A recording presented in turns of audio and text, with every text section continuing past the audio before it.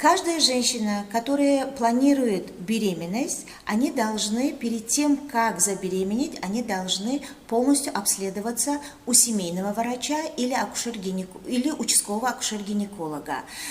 При выявлении каких-либо заболеваний, то есть экстрагенитальных заболеваний, которые существуют в организме у женщины, они должны своевременно это пролечить, эти заболевания, а потом уже планировать свою беременность. Кроме того, как женщина забеременела, она должна до 12 недель беременности своевременно ставить на учет у семейного врача или же у акушер-гинеколога.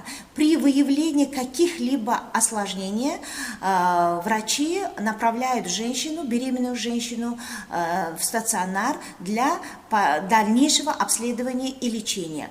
Кроме того, каждая женщина, беременная женщина, которая ставит на учет, те лекарства, которые прописывают врачи, она должна своевременно это принимать.